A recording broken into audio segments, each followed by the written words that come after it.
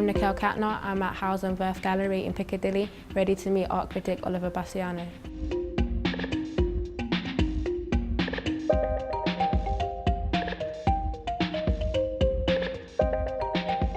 My name's Oliver Basciano. I'm assistant editor at ArtReview Magazine. Can you tell us a little bit about what an art critic is and what you actually do? And an art critic visits art exhibitions, has some thoughts about them, lays them out on the page, and it's kind of to offer kind of a wider kind of conversation around a piece of art or around an artist's practice. What tips would you give to anyone who's looking to become an art critic? The skill of writing art criticism is, a lot of it is very much in the actual writing, the skill of writing, as opposed to necessarily having a vast knowledge about contemporary art. That you can pick up along the way. I don't necessarily know everything about an artist or the history of an artist whose show I walk into. So the kind of trick is to make sure you're a good writer and then being able to explain kind of your thoughts through that writing. So the skill really is, the tip is to kind of just keep on writing. Either it would be that for yourself or kind of, nowadays you can just start a blog. You have a link to be able to send to anyone and just keep on writing, keep on practicing and kind of playing with words. I found jobs that were in kind of the art world, so I sold tickets at the Tate, and kind of there were lots of people there who were doing kind of similar things.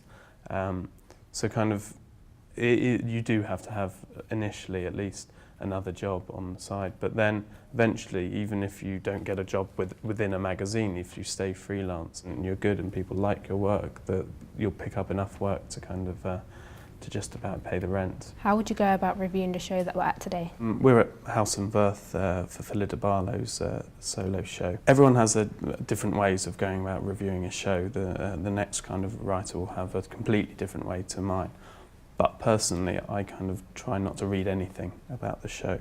I might read around the artist or have some knowledge of the artist previously, but I won't read, for example, the press release that they normally provide at a gallery or someone else's review, just because that kind of gets in my head, and whatever they say in that is what I kind of end up just thinking. And then just going around and having a look at the materials, having a look at the way that it's structured, the way you kind of, the gallery's asking you or the artist is asking you to walk through the show. So it's just literally about looking and kind of, and then once I've seen the show, then I might read round it and kind of understand that, you know, Philida Barlow's interests in materials come from the world around us, from kind of domestic environments, from being at home, but also outside and kind of like roadworks. So you just make connections in your mind and just kind of put them on the paper as best as you can, and it doesn't necessarily matter if that's what the artist's intention was, but if that's what you read from the show, then that's generally kind of fine. That's kind of an interesting thing, and the artist will find that interesting. It's never necessarily like a right answer or a wrong answer, and that's kind of the first thing you need to understand. Never, like when you're writing or when you're writing a good review, is that anything you can write is fine as long as like it's factually accurate. What's the most interesting show that you have reviewed? Every show that you kind of invest some time into looking at and reviewing and kind of thinking about is kind of almost by default interesting.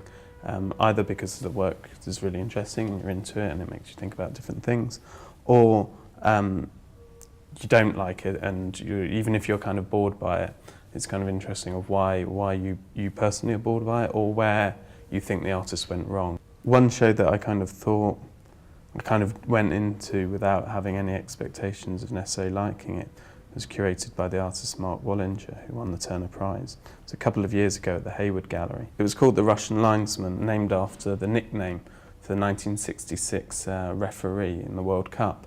And he was the guy who let a contested goal in. And it was all about this kind of the fine line between one event in history and another event in history, or different ways of something happening. And it was just a great show. It just kind of like mixed kind of seamlessly art with kind of old sculptures, you know, like kind of things from like, you know, antiquities. It was just such a rich, interesting show from somebody I wasn't really having too many high expectations for, but it was kind of fantastic. And that show led me to look at Wallinger's work in a different light and kind of perhaps appreciate it a bit more. I'm very interested in different ways of getting into the art world. Could you tell me how you got to where you are today? I found when I was at school, when I was maybe like 15, 16, that I was quite good at English, quite good at history as well. Kind of subjects where you have to write, and kind of found enjoyed the writing element of them. I did history at an art college at Goldsmiths, so kind of was surrounded by kind of artists or people studying art and interested in art, and kind of it was there that I kind of married the interest in writing and kind of the interest in art together, and kind of started pitching ideas to art magazines or writing for general magazines, so that kind of not just in the UK but around the world, because living in London is quite a privilege to be able to have so much art around you. So I kind of was able to use that to my advantage and kind of pitch ideas to international magazines, and then from there it kind of slightly steamrolled until 2 years ago I got my job at ArtReview.